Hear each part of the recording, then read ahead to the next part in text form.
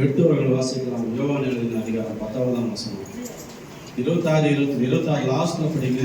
27 படிச்சுட்டு அப்பொழுது இயேசு தம்முடைய தாயையும் அறியேன் என்று தமக்கு அன்பாயிருந்த சீஷரைக் கண்டு தம்முடைய தாயை நோக்கி, ஸ்ரீயே, அதோ உன் மகன் என்றார்.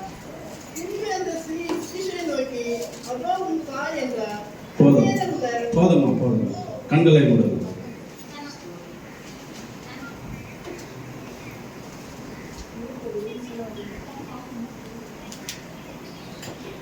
கல்வாரி என்னும் தோட்டத்திலே என் கர்த்தர் தொங்கும் மரத்தினிலே, கல்வாரி என்னும் தோட்டத்திலே என் கர்த்தர் தொங்கும் மரத்தினிலே, 7 பூக்கள் பூத்ததையா, அது ஜீவ பூக்கள் ஆனதையா, கல்வாரி என்னும் தோட்டத்திலே.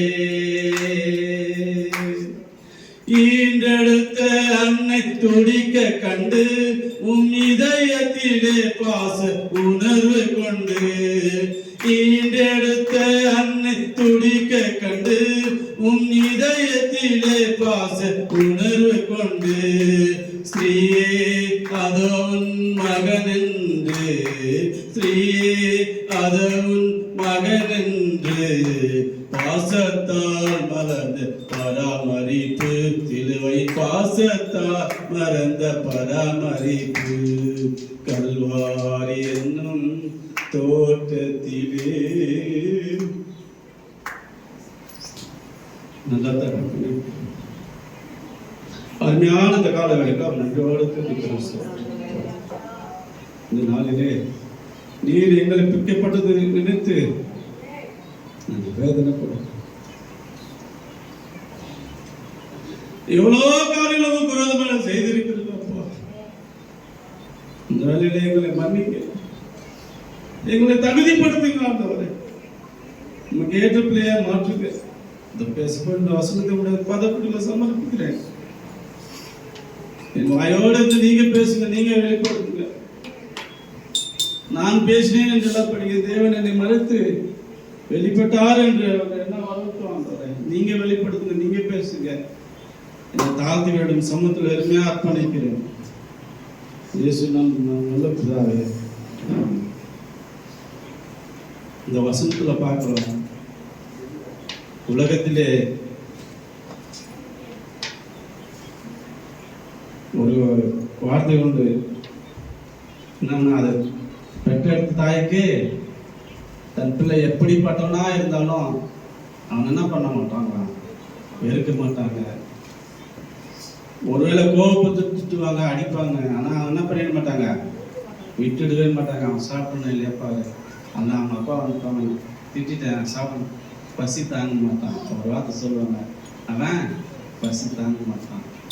அதுதான் மோசே இடத்துல கொடுத்தாரு 10 கட்டில். அதில் கற்பனை என்னன்னு சொன்னால், உன் தாய்களையும் தகப்பனையும் கனம் பண்ணுங்க. நான் 6வது படிக்கும்போது ஒரு போயம் எனக்கு ஞாபகத்தில் வருது. அதை நான் எழுதி வச்சிருக்கேன். I know your face, a lovely face.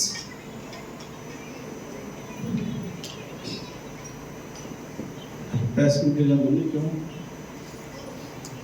என்ன சொல்றான், அந்த எழுதின வல்லுநர் சொல்றான், அந்த முகம் வந்து இருட்டிலும் பயங்கரமா ஒளி வீசும். After darkness it will reflect அப்படி சொல்றாங்க. நிறைய இருக்குது. நான் சுருக்கமாக சொல்லி முடிக்கிறேன். கடைசியில் that lovely woman is my mother. அந்த அருமையான பெண் வந்து யாரா, என் தாய் என்று சொல்லுகிறாங்க. அந்த உலகத்தில் நாம் வாழ்வதற்கு பெண் என்பவர் ஒருவர் வேணும். தேவன் ஆணும் பெண்ணுமாய் படைத்தார், அவர்களை உருவாக்கினார், அவர்களை தோட்டத்தில் வைத்தார். ஆனால் நம்ம என்ன பண்ணிட்டோம், அந்த தகுதி இழந்து பாவம் செய்து தேவ மகிமையாற்றவர்களாகி என்ன பண்ணிட்டோம், வந்துட்டோம். ஆகவே தேவன் என்ன பண்ணிட்டாரு, வெளியில துரத்துட்டாரு. பெண் என்றால் யார், அதாவது தாய் என்றால் யார்? பெண் என்றால் ஒரு தியாகத்தின் உருவம். நீங்க சொல்லலாம், அப்ப தாய் தகப்பன் இல்லையா, வேலைக்கு போறாரு, எல்லாமே செய்யறாரு, இருக்குங்க. ஆனா அதிகமாக ஒரு குழந்தைக்கு தேவை வந்து யார் தான்? தாய் தான். ஒரு விவாகரத்து வருதுன்னா என்ன சொல்லுவாங்க? பொண்ணு பையன் மேஜராக இருந்தால் அவங்க விருப்பம், நீ அப்பா கிட்ட போறியா அம்மா கிட்ட போறியா, அந்த பிள்ளை கூட நான் அம்மா கிட்ட தான் போகிறேன். அதே அவங்க மைனர் வந்து என்ன பண்ணுவாங்க? பேச்சுக்கே ஆடல, தாய்கிட்ட தான் நீ இருக்கணும், தாய் கூட தான் வளர்ந்தீங்க, தாய்க்கு தான் தெரியும் அந்த பிள்ளையை எப்படி நடத்தணும், எந்த வேலையில் அவங்க பசிக்கணும் தெரியும், எந்த வேலையில் தூங்குவாங்கன்னு தெரியும். ஒரு குழந்தை இப்போ ஜடன் அழுகுறாருன்னா அவங்க அம்மாவுக்கு நல்லா தெரியும் எதுக்காக அந்த டைமில் அழுகுறாரு, தூக்கம் வருது அதான் அழுகுறாருங்க, பசி இருங்க அதுதான் அழுகுறாருங்க. சம்டைம்ஸ் கீழே விழுந்துட்டு அழுவாங்க, அது வேற, எதனா வலிக்குதுன்னு அழுவாங்க, அது வேற. ஆனால் அவங்க ரொட்டீனாக செய்கிற ஒரு வேலைக்கும் அந்த தாய்க்கு தெரியும். ஏன்னு சொன்னால் அவங்க என்ன பண்ணியிருக்காங்க, அதுக்காக ஒரு பெண் ஒரு குழந்தையாக பிறந்தவொடனே அந்த பெண்ணுக்கு யாரும் தேவைப்படுறாங்க? தாயும் தகப்பனும் தேவைப்படுறாங்க. அதே அந்த பெண் பருவம் அடைகிறாள், வளர்ந்து பருவ வயதை எட்டின உடனே என்ன பண்ணுறாங்க? திருமண வயதை அடைகிறார். திருமணமான பிறகு தாயின் தகப்பன் உறவு அவனுக்கு தேவை, கணவனுடைய பாதுகாப்பு அந்த பெண்ணுக்கு தேவைப்படுகிறது என்று பார்க்கிறோம். வாழ்க்கை பயணத்தில் அவள் இணைகிறாள். கன்னிகை என்ற பருவத்தை என்ன பண்றா? இழந்துட்டு தாய் என்ற அடுத்த ஒரு பதிவை வகிக்கிறாங்க. தாய் என்ற பதிவை வகித்து தாய்மை அடைந்த அவள் பிள்ளையை பெறுகிறார். பிள்ளை பெற்றோடனே தாயாகிறாங்க. அந்த பிள்ளையை தான் நான் என் உலகமே நினச்சிக்கிறாங்க. நீங்க நல்லா பார்க்கலாம், ஒரு குழந்தை என்ன பண்றாங்க? அது விளையாடிட்டு சேரும், அழுக்கும், மூக்கெல்லாம் ஒழிட்டு வரும். நம்மளா இருந்தால் கொஞ்சம் யோசிப்போம். ஆனால் பத்து இருக்கலாம் நிறைய தூக்கி அந்த சேலை என்ன அங்கே எத்தனை 1000 ரூபாய் கொடுத்தாங்கன்னு தெரியாது, எடுத்து என்ன பண்ணாங்க? மூஞ்சி போடுவாங்க, மூக்க செஞ்சுவாங்க. ஏன்? அதுதான் என் உலகம். இன்னைக்கு என் பொண்ணை எடுத்துக்கலாம், எதனா வாங்கி வந்தா ஃபர்ஸ்ட் அது எனக்கு வேணும்னு வாங்க. ஆமாம், பேஸ் வாங்கி வந்தால் நான் தான் ஃபர்ஸ்ட் வைப்பேன், ப்ரெஷ் வாங்கி வந்தால் எனக்கு பிடிச்ச கலர் ஃபர்ஸ்ட் எடுத்துப்பேன். ஆனால் எங்கள் மனைவி என்ன பண்ணாங்க? என் பசங்க எடுத்துக்கிட்டேன் எல்லாருக்கும் போட்டு கடைசியில். ஏன்? அதுதான் தாய். என்னை பெற்ற தாயும் அது மாதிரி தான், ஒவ்வொரு தாய்களும் அப்படித்தான். ஏன்னு சொன்னால் அந்த பிள்ளைக்கு அனைத்தையும் இழந்து விடுகிறார். தன் உணவு கூட என்ன பண்ணாங்களாம்? அக்கறை வைத்து கொள்ள மாட்டாங்க. என் பிள்ளை சாப்பிடுச்சு, நான் ஃபர்ஸ்ட்ல சொன்னேன், ஒரு திட்டிட்டோ ஏதோ பண்ணிட்டோன்னா அவன் கோச்சிங் போயிடலன்னா என்ன பண்ணாங்க? நான் வந்து ஆரம்ப காலத்தில் ஹாஸ்டலில் தான் முடிச்சுட்டு வீட்டுக்கு போய் நல்லா கிரிக்கெட் விளையாடுவேன். காலையில் போனால் நைட்டு 8 மணிக்கு தான் வீட்டுக்கு வருவேன். மதியத்தில் சாப்பிட வர மாட்டேன், எங்கேயும் சாப்பிட மாட்டேன், கிரவுண்டில் தான் இருப்பேன். யார் கூட விளையாண்டு எதெல்லாம் பேசின்னு இருப்பேன். எங்கள் அம்மா வந்து 8 மணி அவன் என்னை தேடிட்டு கிரவுண்டுக்கு வருவாங்க. பசங்க சொல்லுவாங்க அங்கே இருக்கிறாங்க அங்கே இருக்கிறாங்க, என்னை கூப்பிட்டு போய் சாப்பாடு போடுவாங்க, உட்காந்து சாப்பிட்டுருப்பேன். எங்கள் அண்ணன் வருவார், சின்ன அண்ணன். ஏன்னா காலையில் நான் கூட தான் வந்த விளையாட்டுக்கு, நான் விளையாட்டு வந்து நீ என்னடா பண்ணுட்டு திட்டுவார். என்ன ஒரு மாதிரி பேசணும்னு என்ன பண்ணேன், டென்ஷன் தட்டு தூக்கி அடிச்சிடுவேன். அது மாதிரி கேட்பேன். நான் கல்யாணத்துக்கு முன்னாடி அப்படிதான் இருந்தேன். அவங்க சொல்லுவாங்க, டே அவனை எதுவும் சொல்லாத, அவன் சாப்பிடாம போயிடுவான்டா, திட்டாத அவனை அப்படி சொல்லுவாங்க. இருந்தால் அவன் எதனா பேசினாலும் தட்டு பார்க்கணும். நான் போயிடுவேன், 3 நாள் வீட்டுக்கு வர மாட்டேன், சாப்பிட மாட்டேன். அவ்வளோ ஒரு கோபக்காரனாக இருந்ததான் ஆண்டவர் என்னை மாற்றி வைத்திருக்கிறார். எதற்காக சொல்றேன்னா, தாய் இருந்தவங்க ஒரு தியாகத்தின் குருவம். தன் பிள்ளைக்காக என்ன பண்ணுவாங்க? எல்லாத்தையும் மறந்தது, தன் உணவு பண்ணுவாங்க, மறந்துடுறாங்க. ஒரு கதை சொல்ல ஆசைப்படுகிறேன். ஒரு 5 கல்லூரி பெண்கள் இருந்தாங்க. அவங்களுக்கு வந்து ஒரு வழக்கம், ஒரு மாதம் ஒருத்தர் வீட்டில் போய் சாப்பிடணும்னு சொல்லிட்டு ஒருத்தர் டேன் வந்துச்சு. கடைசியாக ஒரே ஒரு பிள்ளை டேன் வந்து இந்த மாதம் உங்கள் வீட்டில் தான் சாப்பிடணும், நாங்கள் வந்துடுவோன்னு. அவங்க அம்மா பார்த்தீங்கன்னா ரொம்ப அலங்கோலமாக இருப்பாங்க. மூஞ்செல்லாம் எரிஞ்சு வெந்து, கைகளெல்லாம் வெந்து, பார்க்கவே சகிக்காது, அவ்வளோ அசிங்கமாக இருப்பாங்க அவங்க அம்மா. அந்த பெண்ணு சொன்ன, அம்மா நாளைக்கு வந்து எங்கள் ஃப்ரெண்ட்ஸ் வீட்டுக்கு சாப்பிட வராங்க, என்ன பண்ணேன், சாப்பாடெல்லாம் செஞ்சுட்டு பக்கத்து வீட்டில் வேற எங்கன்னா போயிட்டு எல்லாரும் போன பிறகு நான் உன்னை கூப்பிடுறேன், நீ வீட்டுக்கு வான்னு சொன்னேன். சரிம்மா அப்படிதான் ஆகட்டும், உனக்காக நான் அதை கூட செய்ய மாட்டேன்னு சொல்லிட்டு இந்த அம்மா என்ன பண்ணாங்க, எல்லாம் சமைச்சு வச்சுட்டு போயிட்டாங்க. பிள்ளைங்க எல்லாம் வந்தாங்க, எல்லாரும் பார்த்துட்டாங்க, சாப்பிட்டாங்க. சரி எங்கே உங்கள் அம்மா? நம்ம அம்மாவை பார்க்கல, எங்கள் வீட்டுக்கு வந்தீங்க, எங்கள் அம்மாவை நீ பார்த்திய, ஏன் எங்கே உங்கள் அம்மான்னு சொல்லி கேட்குறாங்க. அதுக்கு அவங்க சொல்கிறேன், இல்லை இதெல்லாம் செஞ்சது ஒரு வேலைக்காரி தான், எங்கள் அம்மா இல்லை, எங்கள் அம்மா வந்து எங்கேயோ போயிட்டு இருக்கிறாங்க அப்படின்னு, வேலைக்காரி தான் செஞ்சாங்க சாப்பாடுன்னு அந்த பெண்ணு சொல்கிறார். சரி மும்மது போட்டோ இருக்குல்ல, அதெல்லாம் எனக்கு காட்டுங்க. சரி என்ன பண்ணாங்க, அவங்க ஒரு குடிசை வீட்டில் இருக்கிறாங்க, அப்பா கிடையாது, சின்ன வயசுலேருந்து தட்டி விட்டு ஒரு பழைய பெட்டியில் பார்த்தா, இவளே இதுவரை அவங்க அம்மா போட்டோ பார்த்ததே கிடையாது. பார்த்தா ஒரு ஃபோட்டோ எடுத்து பார்க்கும்போது ஒரு அழகான ஒரு ரொம்ப அழகாக இருக்கிறாங்க. பார்த்தோன்னே பக்கத்தில் இவ குழந்தையா இருக்கிறா, கொஞ்சம் வளர்ந்த ஸ்டேஜில் இருந்த ஒரு ஃபோட்டோ வந்து அவர் கண்ணு கிடைக்குது. அது பார்க்குறா, யார் இது இவ்வளோ அழகாக இருக்காங்க, பக்கத்தில் நான் நிற்கிறேன். அப்படி தான் எங்கள் அம்மாவை இருக்கணும்னு சொல்லிட்டு அவளால் அழ தாங்க முடியல, அழுகுறா. உடனே அவங்க அம்மா வர வைக்கிறா, வா அப்படின்ட்டு. அவங்க அம்மா என்ன பண்ணாங்க, ஃபுல்லாக மூடிட்டு வந்து நிற்கிறாங்க. யார் இது? இவங்கள தான் வேலைக்காரின்னு தான் சொன்னியே அப்படின்றாங்க.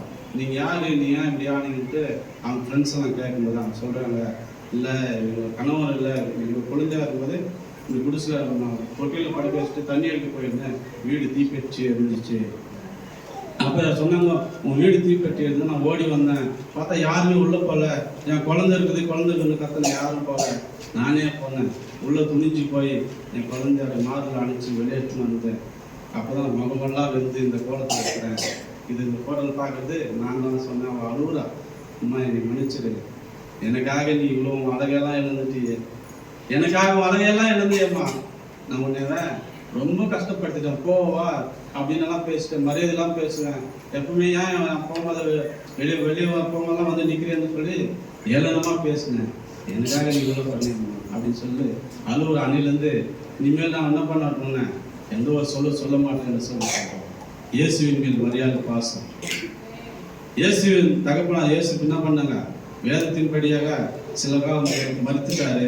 அவருடைய சகோதரனால திருமணம் வாங்கி போயிட்டாங்க. ஆனால் இயேசுவோட ஊழியத்துக்காக வந்துட்டாரு. இயேசுவோடு கூட இருக்கும்போது மரியாதை என்ன பண்றா, இயேசு எங்க போறாளோ போறாரோ அங்கே மரியாதை போறா. ஒரு இடத்துல வந்து இயேசு போதகம் பண்ணிட்டு இருப்பாரு, சிசு ஒன்று தாய் வந்துக்கிறாங்கன்னு சொல்றாங்க. யார் எனக்கு தாய் கேட்கிறாங்க, உன்னை பெற்றெடுத்த பெண்மணி வந்திருக்கிறாங்க ஐயா அப்படின்னு சொல்றாங்க. இல்லை, என்னோட வசனத்தின்படி செய்யறவங்களை கேட்கணும், எனக்கு தாயும் தகப்பனும். அங்க வந்து அவருடைய ஆவிக்குரிய நிலையில தான் பேசுறாரு. அவங்களை வெறுக்கல, அவங்க தாயின்னு சொல்லவில்லை. அவங்க வந்து மாம்ச ரீதியான தாய் தான் இந்த உலகத்துக்கு வருவதற்கு ஒரு கருவியாக தான் அவரை நினைச்சிருக்கிறாங்களே தவிர அவர் வேற ஒரு சகோதரிகளாக கல்யாணமாகி போயிட்டாங்க. இவர் பிறந்த ஊர்ல வந்து நசரேயனாக உருவெடுத்து யோவான் என்ற சீசனோட மார்பில் சாய்ந்து இருக்கிறான். இதெல்லாம் நடக்கும்போது ரெண்டாவது பார்க்கலாம், தன் தாயின் மரியாதை மீது இயேசு அன்பா இருந்தார். நமக்கு எல்லாருக்குமே தெரியும், யோவான் 2:2 4 வசனம் வந்து கானா ஒரு கல்யாணத்தை பத்தி சொல்லுது. கானா ஒரு கல்யாணத்துல வராங்க, திராட்சை ரசம் குறைப்படுது. அப்ப என்ன பண்றாங்க, இயேசுவின் தாய் போறாங்க, என் மகன்கிறாரு, என் மகன்கிட்ட நான் சொல்றேன். என் மகன் என்ன பண்ணாரு, இப்ப இங்க எதனா வேணா நான் பண்ண ஜோசப் கூப்பிட்டு அது வாங்கினா போய் வாழ்க்கையில ஓடிச்சு பேட் வேண்டியது போடுன்னு. ஏன் என் மகன் சொன்னா செய்வான். மற்றவங்க புனிதராஜ் இருக்காரு, வேற வாலி பசங்க இல்லை, அவர் தான் இருக்காரு ஒன்று, அவங்களும் செய்வாங்க. இருந்தாலும் இவங்க என்ன பண்ணலாம், கொஞ்சம் உரிமையோடு கூட சொல்லலாம். அதனால நான் சொல்றேன், அவங்க வந்து என் மகன் இருக்கிறாரு, நான் போய் சொல்றாரு, சிறிய எனக்கும் என் வேலை இன்னும் வரலப்போ அப்படின்ற மாதிரி சொல்லிடுறாரு. அப்போ அவர் சொல்றா, இவர் என்ன சொல்றாரு அதன்படி செய்யுங்கப்பான்னு சொல்லிட்டு அவங்க கடந்து போயிடுறாங்க. யோவான் 2:5 பார்க்குறோம், அவர் உங்களுக்கு என்ன சொல்லுகிறாரோ அதன்படி செய்யுங்கன்னு சொல்றாரு. இயேசு தன் தாயை என்ன சொல்ல கனப்படுத்தணும்னு சொல்லிட்டு கற்சாடியில் தண்ணீரை நிரப்புனாங்க, எடுத்து கொடுங்கன்னாரு. பந்தியை விசாரிச்சவங்களுக்கு தான் தெரியும் அது எங்கேருந்து வந்துச்சு, எப்படி வந்துச்சுன்னு சொல்லிட்டு, மற்றவங்களுக்கெல்லாம் தெரியாது. இயேசு எப்படிப்பட்டவரா, அவர் கற்பனைகளின் படி வாழ்ந்தார். யாத்திராகமம் 20:12 படிங்களா எனக்காக ஒருத்தர். சீக்கிரம் நேரம் கடந்து கொண்டு போது, உன் தேவனாகிய கர்த்தர் உனக்கு கொடுக்கிற தேசத்திலே உன் நாட்கள் நீடித்திருப்பதற்கு உன் தகப்பனையும் உன் தாயையும் கனம் பண்ணுவாயாக. உன் தகப்பனையும் தாயையும் கனம் பண்ணுவாயாக. ஆமா, லேவியராகமம் 19:3, உங்களில் அவனவன் தன் தாய்க்கும் தன் தகப்பனுக்கும் பயந்திருக்க கடவீர்கள். இவர்கள் தேவனாகிய கர்த்தர் மோசேயின் மூலமா கோத்திர பிதாக்களாகிய நம்முடைய பிதாக்களுக்கு தந்த கட்டளையா இருக்கிறது என்று சொல்லி பார்க்கிறோம். நீதிமொழிகள் 1:8 எடுத்தவர்கள் வாசிக்கலாம் எனக்காக.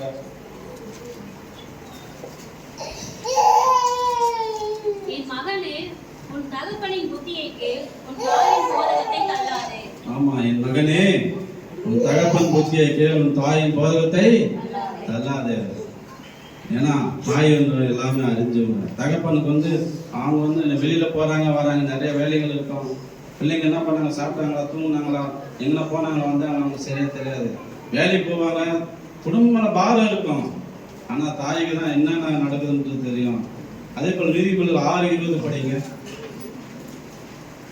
என் மகனே, உன் தகப்பன் கற்பனையை காத்துக்கொள், உன் தாயின் போதகத்தை தள்ளாதே. ஆமா, உன் தகப்பன் கற்பனை தகப்பனையே காத்துக்கொள்ளும். தாயின் போதகத்தை என்ன பண்ணாத தள்ளாத. இன்னைக்கு நிறைய பேர் என்ன பண்ணிடுறாங்க, தாயின் தகப்பனும் தன் மனைவி பேச்சு கேட்டு என்ன பண்ணிடுறாங்க, ஆசிரமத்தில் எடுத்து போய் சேர்க்கிறாங்க.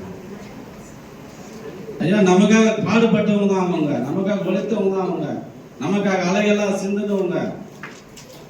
நாம சாப்பிடணும்னா அவங்க உட்காந்து பார்த்துட்டு இருக்கிறவங்க தான் அவங்க. நம்ம எங்கன்னா போயிட்டா, இன்னைக்கு நான் செகண்ட் ஷிஃப்ட் போயிட்டா 1 மணிக்கு நடந்து வருவேன்.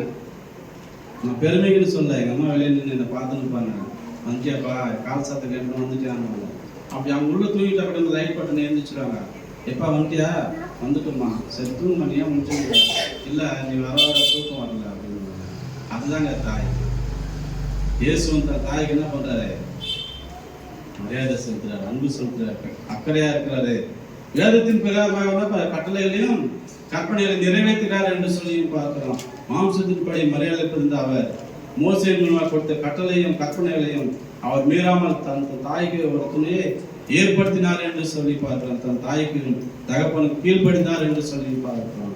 அவர் தன் தகப்பன் செய்த தொழில் என்ன பண்ணாராம், கூட செய்தார் என்று சொல்லி வேதம் வல்லுநர்கள் சொல்றாங்க. தன் தாய்க்கு உதவுதான் இருந்தாரு. அவர் மறிக்கும் போது தான் சொல்றாரு, இதுக்கு மேல அண்ணன் தம்பியெல்லாம் என்ன பண்ணிட்டாங்க, அவங்க வாழ்க்கையை பார்த்துட்டு போயிட்டாங்க, என் தாய்க்கு யாரு, சரி எனக்கு அன்பா இருந்த சீசனை என்ன பண்றேன், ஒருத்தங்கிட்ட அவர் ஒப்படைக்கிறேன்னு சொல்றான். அந்த சம்பாஷணை தான் நம்ம இப்பொழுது பார்த்துக்கிறோம். தனக்கு அன்பா இருந்த சீசனுக்கு பார்த்து, இனிமேல் இவங்க தான்ப்பா அவங்களுக்கு தாய், என்ன நேசத்துல அது மாதிரி அவங்களுக்கு நேசம், என் கூடவே இருந்தில்ல அது மாதிரி அவங்களுக்கு பாரு. அவங்க நடத்து தன் தாயை பார்த்து சொல்றாரு, இவன் இனிமேல் மகன், நான் உலகத்து வாழ்க்கை என்ன பண்ணேன், முடிச்சுட்டேன், என்னை அழைத்தவருடைய ஓட்டத்தை என்ன பண்ணிட்டேன், முடிச்சுட்டேன், இனிமேல் நீ பார்த்துக்கோ, நீ இவங்களை நடத்து, நீங்க அவங்களோட கூட இருந்துமா, அவர் உனக்கு என்ன தேவையோ என்னை போல அவரும் செய்வாருன்னு சொல்லி இயேசு தன் தாய்க்கு என்ன பண்றாரு, ஒரு பாதுகாப்பை ஏற்படுத்தி கொடுக்கிறார் என்று சொல்லி பார்க்கிறோம். நம்ம அந்த வாழ்கின்ற வாழ்க்கையில தகப்பன் தாய் ஒரு கணவன் மட்டும் என்ன பண்ணாங்க, பிள்ளைங்களாம் பார்த்துங்க, ஆனால் சொந்தக்காரரை கூப்பிட்டு பார்த்துங்கன்னு சொல்றாங்க. 2022 எனக்கு ரொம்ப மோசமான நிலை, மறிக்கும் சூழ்நிலை நான் போயிட்டேன். எதிரில் இருக்கிறவங்க யாருன்னு தெரியல, ஹாஸ்பிட்டலில் படுத்துங்க. ஜோனா பாஸ்டர் வந்து பார்க்குறாரு, நானும் அழுவுறோம், அவரும் அழுவுறாரு. அந்த நேரத்தில் நான் என்ன சொன்னேன்னு எனக்கு தெரியல. அவர் சொல்றாரு அப்படின்னு சொன்னான், என் பிள்ளைங்களையும் என் மனைவியும் பார்த்துக்கையான்னு சொன்னேன்ட்டு அவர் சொன்னார். எனக்கு தெரியல அது ஏன்னு சொன்னா, நம்ம பிள்ளைகளை வளர்ப்பதும் பாதுகாப்பதும் நம்முடைய கடமை. அதனால்தான் நம்மளை பெற்ற தகப்பனும் நம்ம வளர்ப்பது அவருடைய கடமையா இருக்குது. அதான் தன் தாய்க்கு ஒரு பாதுகாப்பை ஏற்படுத்தி கொடுக்குறார் என்று சொல்லி பார்க்கிறோம். நாம் என்ன பண்றோம், அதை மறந்துடுறோம். என் வேலை, என் பொழப்பு, என் சொந்தக்கார கல்யாணம், அதுக்கு தான் நம்ம ஓடுறோம். எல்லாருமே தேவைதான். நம்ம அதெல்லாம் இன்றிலிருந்து ஒரு தீர்மானம் எடுத்து, எனக்காக நீங்க மறுத்தீங்க, உனக்காக நான் என்ன ஆண்டவரை செய்யணும். ஒரு கேள்வி கேட்டு பாருங்களேன் நீங்களே. அன்பின் கட்டளை, இயேசு தன் தாய் கொடுத்த அன்பின் கட்டளை. இயேசுவின் தாயாக மரியாதை தன் கணவனை இழந்து தன் மகன் உயிர்ப்பிடும் கடைசி தருவாய் அவர்களை பார்த்து கொண்டிருக்கும் போது, இவன் தான் உன் மகன், மேல என்ன பண்ணுவாரு, பார்த்துப்பாரு. யார் அந்த யோவா? சீசர்களில் ஒருத்தர். அவர் மார்பிலே சார்ந்து இருந்தவன் அந்த யோவா, யோசுவோடு இருந்தவன். அந்த ராத்திரியில் சொல்றாரு, உங்களுக்கு ஒருத்தர் என்ன பண்ணுவான், என்ன காட்டி கொடுப்பான். அப்ப எல்லாரும் சொல்றாங்க, யாரு யாருன்றாங்க. நீங்க அந்த உரையாடலை படிச்சீங்கன்னா உங்களுக்கு நல்லா புரியும். யோவான் வந்து பேதுரு வந்து சிக்னல் காட்டுறது யாருக்கு, யோவானுக்கு. யாருன்னு கேளு, நீ கேட்டா சொல்லுவார். ஏன்? அவர் இயேசுவோட அன்பா இருந்த நான் மாறல சார், அந்த யாருன்னு சொல்றான். கேட்கலாம். யோவான் கேட்டவனே சொல்றாரு, ஆண்டவரு என் தாளத்துல கையை போடுவேன், பணம் வச்சுருக்கிறவன், நான் இந்த அப்பத்தை யார் கேட்டு தரணும், அவன் தான் என்னை காட்டி கொடுக்க போறான்னு சொல்றாரு. பாருங்க, எவ்வளோ ஒரு பாசம் பார்த்தீங்களா ஆண்டவருக்கு, எவ்வளோ ஒரு நேசம் பார்த்தீங்களா. அதனால தான் என்ன பண்ணாரு, யோவானை வந்து தன் தாய்க்கு அடுத்ததான் நீ இருப்பா அப்படின்னு சொல்லிட்டாரு. மத்தேயு 17:1 படிக்கலாம். இயேசு பேதுருவையும் யாக்கோபையும் அவன் சகோதரன் யோவானை கூட்டிக் கொண்டு தனித்திருக்கும்படி ஒரு மலையின் மேல் போனார். பாருங்க, அங்கேயும் அந்த யோவான் தான் வராது கூட. தனியாக இருக்கணும்ட்டு போகிறாரு இந்த யோவான். பின் ஒரு தகவல்கள் நான் வந்து உங்களுக்கு ஒரு தகவல் சொல்ல முடிஞ்சா எழுதுனா எழுதிங்க. ஆக்ஸ்போர்ட் காலேஜ்லேருந்து ஒரு தகவல் எடுத்தாங்க. இயேசு எப்படியெல்லாம் பாதிக்கப்பட்டாரு. சிலுவை எடை எவ்வளோ தெரியுமா? 150 கிலோ. சிலுவை மரம் 150 கிலோ. அதன் நீளம் 18 அடி, 15 அடி, அகலம் 8 அடி. வேதம் சொல்லுது, அனுதினமும் என் சிலுவை எடுத்துக்கொண்டு எனக்கு பின்பற்றி வாங்க. அப்ப நம்ம என்ன பண்ணணும்? எல்லாரும் ஒரு ஆச்சாரிக்கிட்ட போய் ஒரு சிலுவை ஒன்று செஞ்சு கொடுப்பான்னு சொல்லிட்டு, இப்போ என்ன எடுத்துங்க, யார் எடுத்துக்கோனா ஒரு சிலுவை ஒன்று செஞ்சு கொடுக்க ஆச்சாரி, இந்த அடி இருக்கணும், இந்த நீட்டு இருந்து வெயிட் இருந்து வாங்கி நான் இப்போ எங்கே போகிறேன், வேலைக்கு போகிறேன், என் வீட்டிலேருந்து பஸ் ஸ்டாண்ட் தூக்கின்னு போனோம். அந்த சிலுவை அங்கே நிற்கணும், பஸ் வந்துங்க 8 மணியில் வச்சு வேலைக்கு போயிடணும். வேலைக்கு ஒரு இடத்துல வச்சுட்டு வேலை முடிஞ்சு எங்கே போகிறோம் தூக்கின்னு போனோம். திரும்பி வீட்டுக்கு வந்தோன்னா அந்த சிலுவையை தூக்கி வரணும். அப்படியா? இல்லைங்க. சிலுவை என்றால் நம் வாழ்க்கையை தான் சொல்ற, பாடு நிறைந்த வாழ்க்கை. நமக்கு பிடித்ததெல்லாம் என்ன பண்ணணும்? விட்டுடணும். சினிமா பிடிக்கும் பார்க்காத, பாடல் பிடிக்குமா பார்க்காத, கேட்காத, பாடாத. கர்த்தருக்கு எது எது பிடிக்காதோ அதெல்லாம் நமக்கு சிலுவை, அதெல்லாம் விடணும். அதை விட்டுட்டு அவரை பார்க்குற ஒரு வாழ்க்கையை தான் வாழணும்.